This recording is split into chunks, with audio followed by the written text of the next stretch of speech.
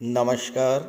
मैं वीके शास्त्री अपने चैनल के माध्यम से आप सभी दर्शकों का बहुत बहुत स्वागत करता हूं। मार्च 2023 का माह समाप्ति की ओर है और अप्रैल 2023 का महीना आपके जीवन में नई खुशियां, नया सवेरा, कुछ नए और सुखद परिवर्तन लेकर आ रहे हैं। इस वीडियो के माध्यम से हम आपको बताएंगे कि अप्रैल 2023 में वृश्चिक राशि के जातकों की कुंडली में क्या क्या ग्रह स्थितियां बन रही हैं, किन किन ग्रहों द्वारा राशि परिवर्तन किया जा रहा है और उसका क्या प्रभाव पड़ने जा रहा है आपके जीवन पर।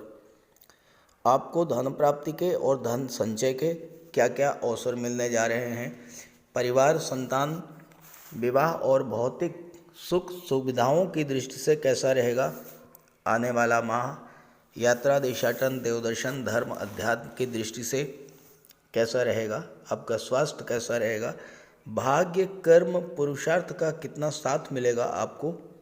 इन्हीं सब बातों का विश्लेषण करेंगे इस वीडियो में। वीडियो के अंत में मैं आपको अप्रैल माह की शुभ और अशुभ तिथियों के बारे में भी बताऊंगा और अप्रैल के व्रत और त्योहारों की भी जानकारी दूंगा। ये विश्लेषण आपकी चंद्र राशि के आधार पर किया जा रहा है और वीडियो के अंत में मैं आपको ग्रहों के उपाय भी बताऊंगा। दूसरी बात, कमेंट बॉक्स में किसी भी अनजान व्यक्ति के द्वारा दिए गए नंबर पर भूल करके भी कांटेक्ट मत कीजिएगा, आपके साथ फ्रॉड हो सकता है। तो यह है वृश्चिक राशि के जातकों की कुंडली। वृश्चिक राशि कालपुरुष कुंडली की 8वीं राशि है और इसके स्वामी हैं मंगल। और मंगल जैसा ही स्वभाव होता है वृश्चिक राशि के जातकों का। अदम्य साहस के धनी, निडर और पराक्रमी होते हैं और इनमें नेतृत्व की क्षमता जन्मजात होती है। ये जातक अपनी शर्तों पर जीवन जीते हैं, अपनी राह खुद बनाते हैं और जीवन में वो सब कुछ प्राप्त कर लेते हैं जो पाना चाहते हैं अपने बाहुबल और पराक्रम के बल पर। ऐसे जातक दूसरों को जानने और समझने में गंभीर होते हैं। कठिन से कठिन काम हो, बड़ी से बड़ी चुनौती हो, ये बिल्कुल भी नहीं घबराते और हर चैलेंज को एक्सेप्ट कर लेते हैं। साथ ही साथ वृश्चिक राशि के जातक दोस्तों के दोस्त होते हैं, अत्यंत वफादार। हालांकि अगर शत्रुता हो तो वो भी अत्यंत खतरनाक ढंग की शत्रुता होती है। ऐसे जातक अत्यंत ऊर्जावान और भावुक स्वभाव से होते हैं। जीवन में मिलने वाले अवसरों को भरपूर लाभ उठाते हैं और आज के नुकसान को कल के फायदे में बदलने की क्षमता रखते हैं।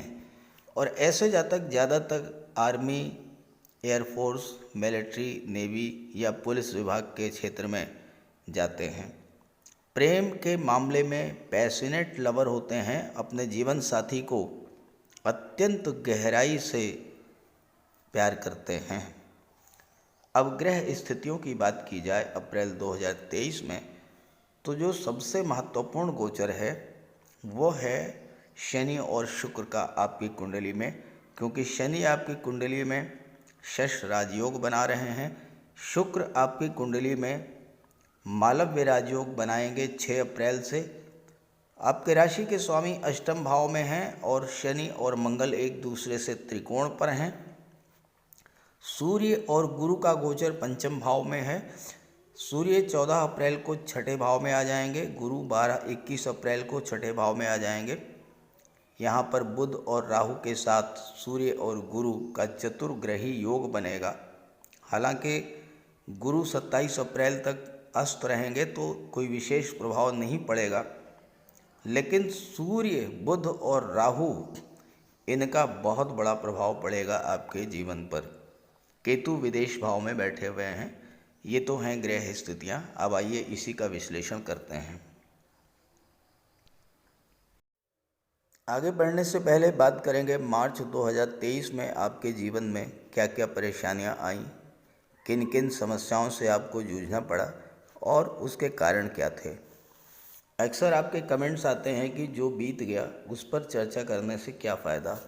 तो मैं आपको बता दूं कि मनुष्य बीते समय की घटनाओं से सीख लेकर ही जीवन में आगे बढ़ता है। भविष्य में जब भी वैसा ही योग बनता है तो मनुष्य सावधान हो जाता है और अपनी सुरक्षा कर ले जाता है।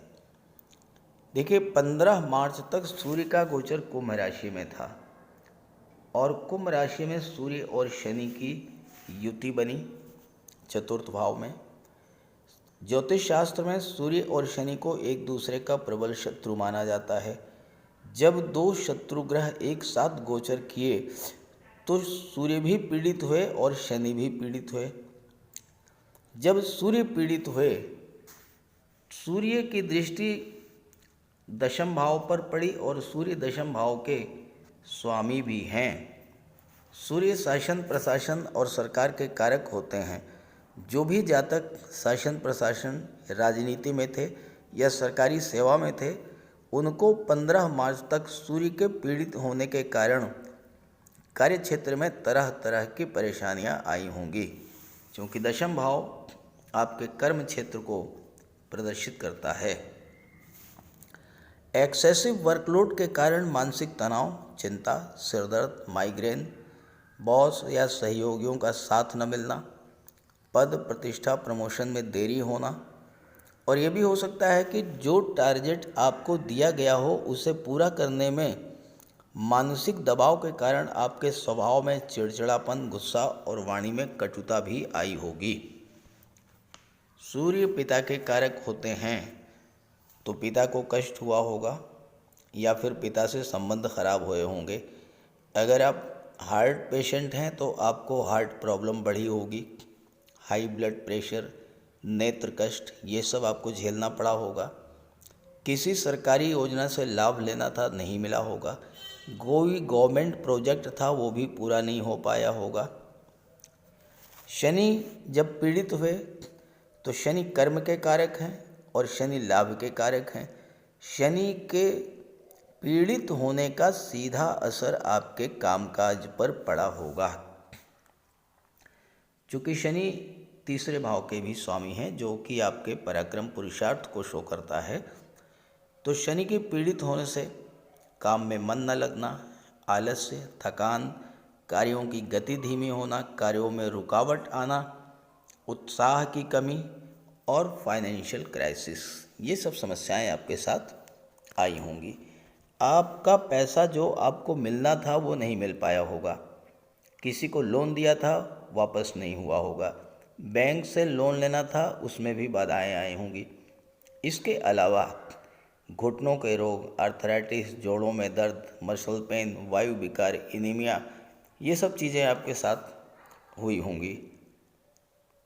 अब ऐसा नहीं है कि सबके साथ ऐसा ही हुआ हो, लेकिन जिनके जीवन में सूर्य या शनि की महादशा या अंतर्दशा गतिमान रही होगी, या वो जातक जिनकी कुंडली में सूर्य या शनि कमज़ोर रहे हों, उनके साथ इनमें से कुछ न कुछ जरूर घटित होगा।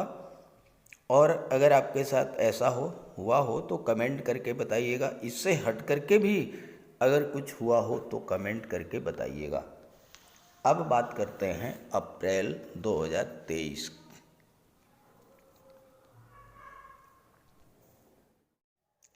वृश्चिक राशि के जातकों की कुंडली में अप्रैल 2023 में जो सबसे महत्वपूर्ण गोचर है वह है शुक्र का।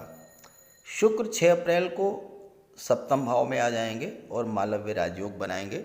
इसके पहले शुक्र का गोचर छठे भाव में था और छठे भाव में गोचर करते हुए शुक्र की दृष्टि विदेश भाव पर पड़ी और विदेश भाव के स्वामी भी हैं शुक्र। तो यहाँ पर आपको शुक्र के प्रभाव से विदेशों से धन की प्राप्ति हुई होगी। विदेश संबंधी हर कार्य में सफलता मिली होगी। 6 अप्रैल को शुक्र यहाँ आ जाएंगे सप्तम में और मालव्य राजयोग बनाएंगे। दैत्य गुरु शुक्र धन, वैभव, कंफर्ट, लग्जरी, लव और रोमांस का ग्रह है और विवाह और भौतिक सुखों के कारक होते हैं। और यही शुक्र जब मालव्य राजयोग बनाते हैं तो व्यक्ति की दुनिया ही बदल जाती है। मालव्य राजयोग कुंडली में तब बनता है जब शुक्र का गोचर स्वराशि या उच्च की राशि में हो और शुक्र केंद्र के भाव में स्थित हो। अब यहाँ देखिए सप्तम भाव में 2 लिखा है, 2 का मतलब वृषभ राशि, वृषभ राशि के स्वामी हैं शुक्र, तो शुक्र अपनी ही राशि में गोचर कर रहे हैं और केंद्र के भाव में हैं, तो मालव्य राजयोग बन गया। मालव्य राजयोग मुख्यतः धन प्रदाता राजयोग है, विवाह और संतान का सुख प्रदान करने वाला, जीवन में समृद्धि और संपन्नता लाने वाला और विपरीत लिंगी के प्रति आकर्षण को बढ़ाने वाला लव रोमांस का राजयोग होता है मालव्य राजयोग। मालव्य राजयोग कला और सौंदर्य से संबंधित क्षेत्र, संगीत, नृत्य, अभिनय, लेखन, गायन, वादन, film industry, glamour industry, TV serial और मॉडलिंग, सोशल मीडिया, इन क्षेत्रों में उच्च स्तर की सफलता देने वाला योग होता है। शुक्र हमारी इच्छाओं को, हमारे सपनों को, हमारे डिज़ायर्स को शो करते हैं और मालव्य राजयोग जीवन में हर इच्छा, हर सपना पूरा करने वाला होता है। शुक्र हैं लव और रोमांस। इस राजयोग के बनने पर विपरीत लिंगी के प्रति तीव्र आकर्षण पैदा होता है और ये राजयोग दाम्पत्य जीवन में अस्थायित्व लाता है, दाम्पत्य सुखों को बढ़ाने वाला होता है। अभी तक आपके दाम्पत्य जीवन में किसी तरह की कटुता, तनाव की स्थिति रही भी होगी तो वो 6 अप्रैल के बाद समाप्त हो जाएगी। ये राजयोग जिन जातकों की कुंडली में बनता है उन्हें संगीत और कला के क्षेत्रों से धन और लोकप्रियता प्राप्त होती है। अगर आपकी कुंडली में शुक्र बलवान हों या मालव्य राजयोग बना रहे हैं, आप अच्छे actor, singer, writer, musician, film maker या टीवी सीरियल निर्माता तक बन सकते हैं।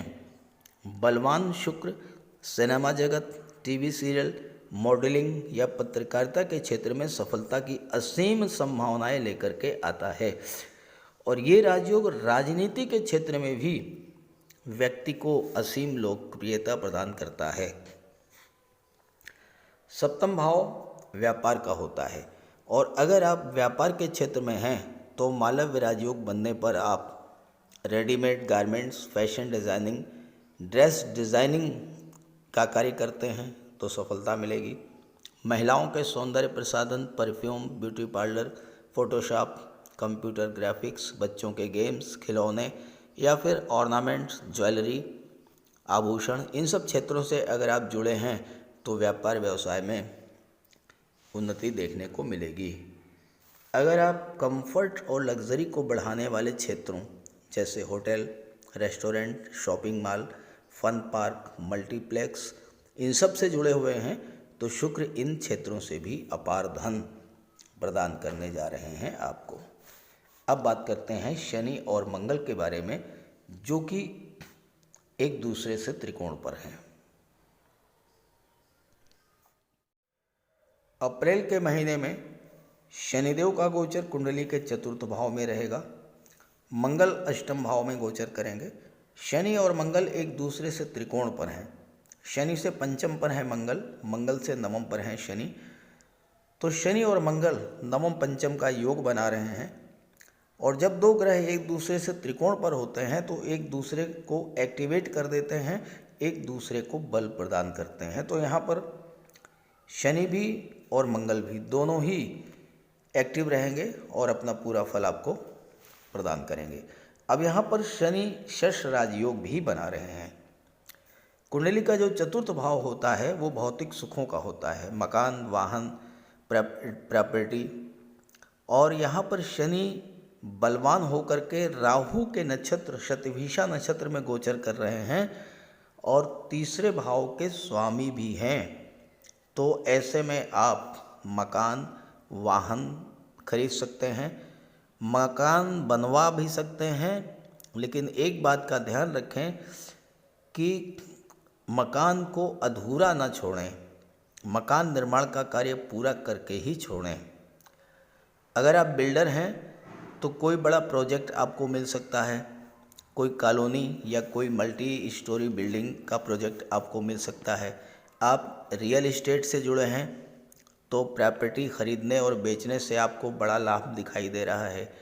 अगर आप प्रॉपर्टी डीलिंग का कार्य करते हैं तो आपके कोई ऐसी डील मिल सकती है जिससे आपको मोटा मुनाफा हो। चतुर्थ भाव जो है वो माता का होता है अगर आप अपने परिवार और परिजनों के साथ मदरली केयर का भाव नहीं रखेंगे, यानी अपने परिवार की देखभाल आप माता के समान करेंगे, तो बहुत अच्छा रहेगा। अन्यथा परिवार के बीच तनाव बढ़ेगा। परिजनों और परिवार को माता जैसा व्यवहार करने से आप जीवन में सफलता अर्जित करेंगे। लेकिन अगर आपने परिजनों और परिवार की उपेक्षा की तो यही शनि आपको नुकसान भी दे सकते हैं। चतुर्थ भाव कालपुरुष कुंडली में कर्क राशि का होता है और उसके स्वामी चंद्रमा होते हैं। तो आपका मन चंद्रमा के समान कोमल रहेगा, भावुक होगा। छोटी छोटी समस्याओं से आप बहुत जल्द घबरा जाएंगे और अगर आपने धैर्य नहीं रखा तो राहु आपकी घबराहट और चिंता को बहुत अधिक बढ़ा देंगे और फिर आप डिप्रेशन की स्थिति में भी जा सकते हैं, क्योंकि शनि की दृष्टि छठे भाव पर भी पड़ रही है। ऐसे में किसी भी हालत में आपको घबराना नहीं है, धैर्य रखना है और कर्ज तो बिल्कुल भी नहीं लेना है, क्योंकि आप पर शनि की ढैया भी प्रभावी है इस समय। अब यहाँ शनि का गोचर राहु के नक्षत्र में है और राहु होते हैं विदेश के कारक और शनि की दशम दृष्टि आपके लग्न पर पड़ रही है। तो इस समय आपके विदेश जाने के प्रबल योग बनेंगे और राहु की दृष्टि भी विदेश भाव पर ही पड़ रही है। बुध की दृष्टि भी विदेश भाव पर पड़ रही है। बुध व्यापार के कारक होते हैं, राहु विदेश के कारक होते हैं, राहु असीम विस्तार के कारक होते हैं। तो ऐसे में आप विदेशी व्यापार के क्षेत्र में बहुत अधिक सफलता अर्जित करेंगे। अगर आप लेटेस्ट टेक्नोलॉजी का यूज़ करके ऑनलाइन प्लेटफॉर्म के माध्यम से विदेशों से व्यापार करते हैं तो बहुत अच्छी सफलता आपको शनि देने जा रहे हैं इस गोचर काल में। अब आइए बात करते हैं मंगल की। आपके राशि के स्वामी हैं मंगल और मंगल शनि से त्रिकोण पर होने के कारण एक्टिवेटेड हैं। इसके अलावा बुध और मंगल परिवर्तन योग बना रहे हैं। बुध की राशि में मंगल और मंगल की राशि में बुध हैं। तो इस समय मंगल अत्यंत शुभ स्थिति में है। भले ही अष्टम भाव में हैं, लेकिन आपको बहुत अच्छा रिजल्ट देने की स्थिति में मंगल हैं। देखिए, अष्टम भाव जो है ये आकस्मिक घटनाओं का होता है और अप्रैल के महीने में कई बड़ी बड़ी घटनाएं आपके जीवन में घटित होंगी।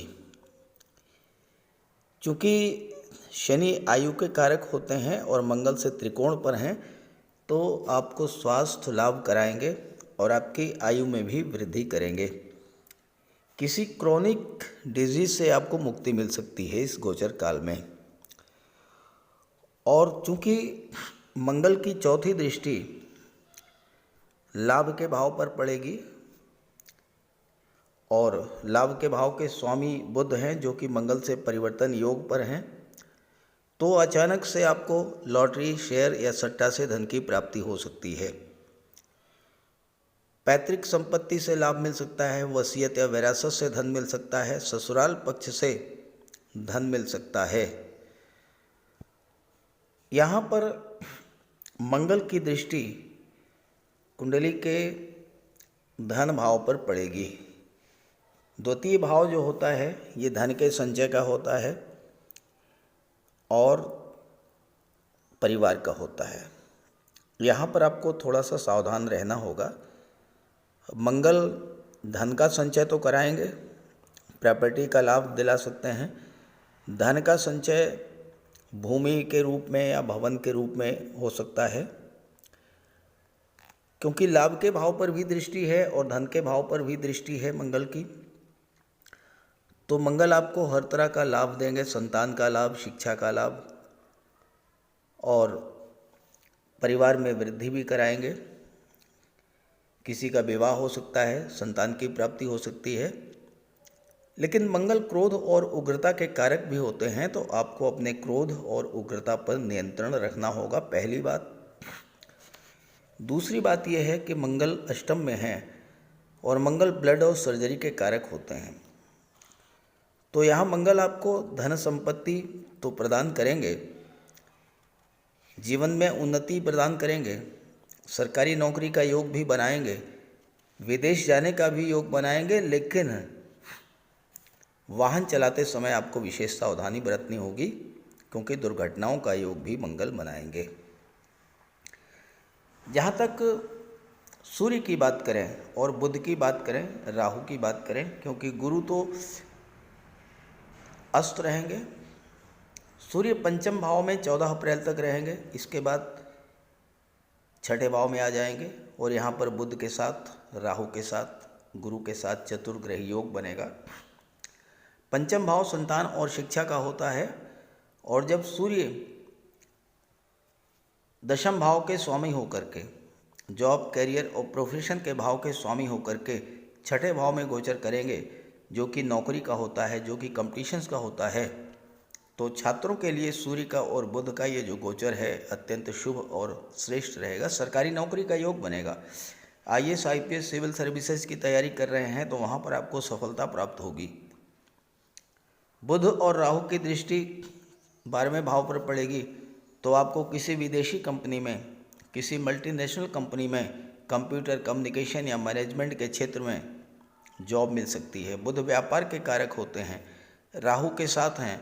आप ऑनलाइन बिजनेस पर अगर फोकस करेंगे तो विशेष सफलता आपको प्राप्त होगी।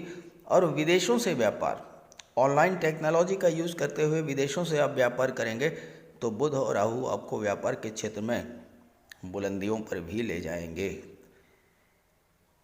चूँकि बुध मंगल से त्रिकोण पर हैं, मंगल डिफेंस के कारक होते हैं, तो जो जातक डिफेंस सर्विसेज में जाना चाहते हैं उनके लिए भी बेहतर रहेगा। मेडिकल और सर्जरी के क्षेत्र में विदेश जाकर के आप उच्च शिक्षा प्राप्त कर सकते हैं, और इस तरह से सूर्य, बुध और राहु का गोचर आपके लिए कार्य क्षेत्र में विशेष सफलता प्रदान करने वाली होगी।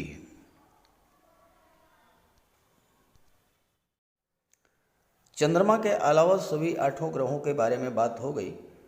अब चंद्रमा अकेले ऐसे ग्रह हैं जो कि 28 दिन में सभी 12 राशियों में गोचर कर लेते हैं। 1 अप्रैल को चंद्रमा का गोचर कर्क राशि में भाग्य भाव में होगा, अत्यंत शुभ तिथि है। और जब जब चंद्रमा का गोचर शुभ ग्रहों के साथ होगा तो आपके लिए वो तिथियां अत्यंत शुभ होंगी, और वो डेट्स हैं 1 अप्रैल, 9 अप्रैल, 10 अप्रैल, 17 अप्रैल, 18 अप्रैल, 26 और 27 अप्रैल। ये डेट्स जो हैं वो बहुत ही शुभ रहेंगी आपके लिए। और इसके अलावा जब चंद्रमा का संबंध शनि से बनता है, राहु से बनता है या केतु से बनता है, तो ये समय आपके लिए शुभ नहीं होता है। तो इसके आधार पर जो अशुभ तिथियां हैं वो हैं 6, 7 और 8 अप्रैल, 15 और 16 अप्रैल, और 21 और 22 अप्रैल। इन डेट्स में आपको सतर्क सावधान रहना है। अब आइए बात कर लेते हैं अप्रैल माह के व्रत और त्योहारों के बारे में। देखिए, 1 अप्रैल शनिवार के दिन है कामदा एकादशी, यानी एकादशी का व्रत भी रखते हैं। वो एकादशी जो आपके मनोवांछा को, मनोकामना को पूरी करने वाली होती है। तो ये है 1 अप्रैल को। और इसके बाद 4 अप्रैल को दिन है मंगलवार, और ये है महावीर जयंती। और 5 अप्रैल को बुधवार का दिन है, और ये है चैत्र पूर्णिमा।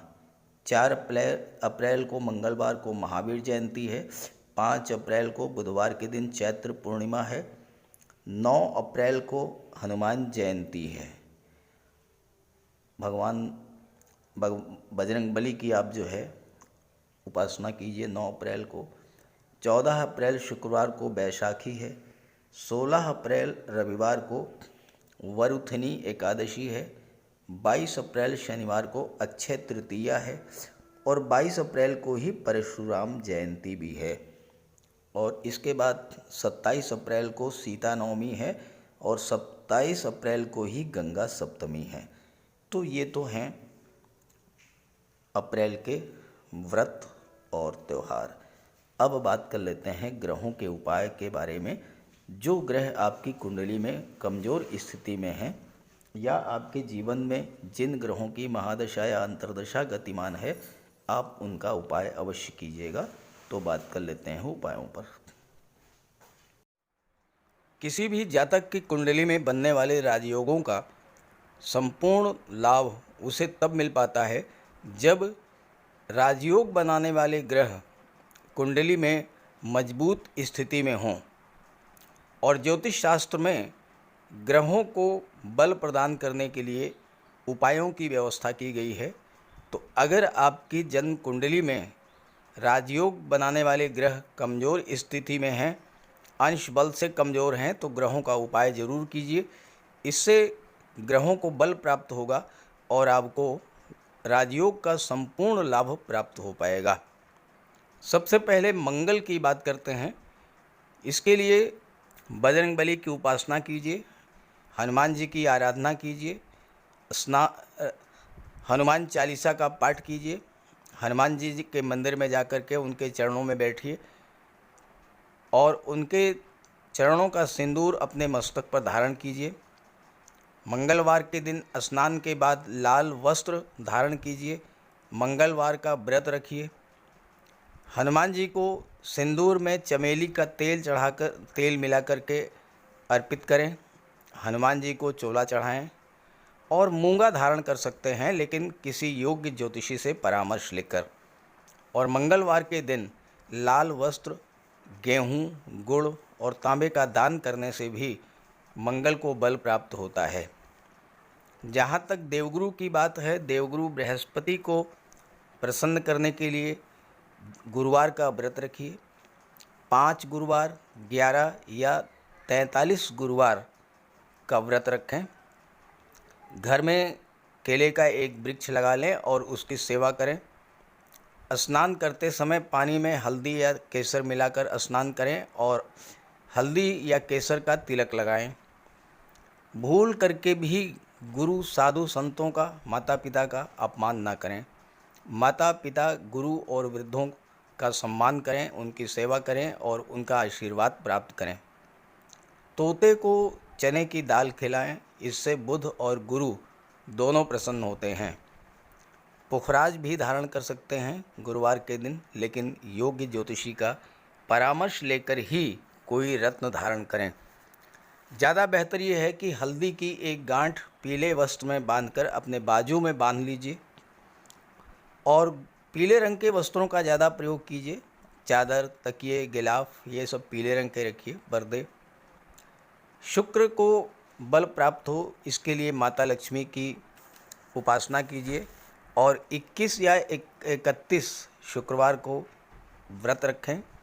शुक्रवार के दिन सफ़ेद रंग के वस्त्र, चीनी, चावल, दूध और दही, घी से बने पदार्थों का सेवन करें। और शुक्रवार के दिन सफ़ेद वस्त्र, चावल, चीनी, घी, श्रृंगार सामग्री, कपूर, मिश्री और दही, इन सब चीज़ों का यथाशक्ति दान करें। डायमंड धारण कर सकते हैं, लेकिन हीरा धारण करने से पहले योग्य ज्योतिषी का परामर्श ले लें। महिलाओं का सम्मान करें। शुक्रवार के दिन कन्याओं को खीर और मिष्ठान का भोजन कराएं। इत्र का प्रयोग करें। घर को साफ सुथरा रखें और भगवान शिव को श्वेत पुष्प अर्पित करें। जहाँ तक बुध की बात है, तो बुधवार के दिन तुलसी का पौधा लगाकर उसकी सेवा करें। गाय की सेवा करें, गाय को हरा चारा खिलाएं। हरियाली बढ़ाने वाले पौधे लगाएं और दान करें पौधों का, क्योंकि बुध को हरा रंग अत्यंत प्रिय है। बुधवार को घर के मेन डोर पर पंच पल्लव का तोरण लगा दें और किन्नर को दान देकर उसका आशीर्वाद प्राप्त करें। देवी दुर्गा के मंदिर में हरे रंग की चूड़ियाँ दान करें। गणेश जी की उपासना करें और साबुत हरी मूंग हरे कपड़े में बांधकर अर्पित करें। बुधवार के दिन हरे रंग के रुमाल, मोजे और टाई का प्रयोग करें। ओम बुम बुधाय नमः इसका एक माला जाप करें। पन्ना धारण कर सकते हैं, लेकिन परामर्श के बाद किसी योग्य ज्योतिषी से। और ना तो झूठ बोलें और ना ही किसी को अपशब्द कहें। जहाँ तक शनिदेव की बात है तो कम से कम 19 और ज़्यादा से ज़्यादा 51 शनिवार का व्रत रखें। पीपल के वृक्ष के नीचे सरसों के तेल का दीपक जलाएं शनिवार के दिन। शनिवार के दिन एक प्याले में, एक कटोरी में सरसों का तेल लेकर के उसमें अपना चेहरा देखिए और फिर उस तेल को दान कर दीजिए। उड़द से बनी पंजीरी, पकौड़ा, चीला, बड़ा, इन सब का सेवन करिए। सरसों के तेल में बने भोज्य पदार्थों का सेवन कीजिए। शनिवार के दिन कंबल, जूता, चप्पल, लोहा, काला तिल, काला उड़द, काले वस्त्र और जटा वाले नारियल दान दें। नीलम धारण कर सकते हैं, लेकिन नीलम धारण करना किसी योग्य ज्योतिषी से परामर्श लेकर धारण करें, क्योंकि नीलम रंग से राजा भी बना देता है और कभी कभी अगर नीलम आपके लिए शुभ नहीं हुआ तो राजा से रंक भी बना देता है। इसलिए नीलम का प्रयोग बहुत सोच समझ कर करें। ज़्यादा बेहतर ये है कि आप गरीबों की हेल्प करें। कोई भी गरीब, लाचार, असहाय, दिव्यांग व्यक्ति आपके पास आता है, मदद कीजिए यथासंभव और किसी भी गरीब व्यक्ति को कष्ट ना दें। साथ ही साथ ऐसे कार्य ना करें जो कि शनिदेव को पसंद नहीं है। शनिदेव को छल, कपट, झूठ, फरेब, बेईमानी, आलस्य ये सब पसंद नहीं है, तो ऐसे कार्य मत कीजिए। और शनिदेव को अनुशासन, परिश्रम, मेहनत, ईमानदारी और सच्चाई ये पसंद है, तो ये आप अपने अंदर इन गुणों को विकसित करें, शनिदेव प्रसन्न होंगे। तो उपाय ज़रूर कीजिएगा, इससे आपको लाभ होगा। नमस्कार।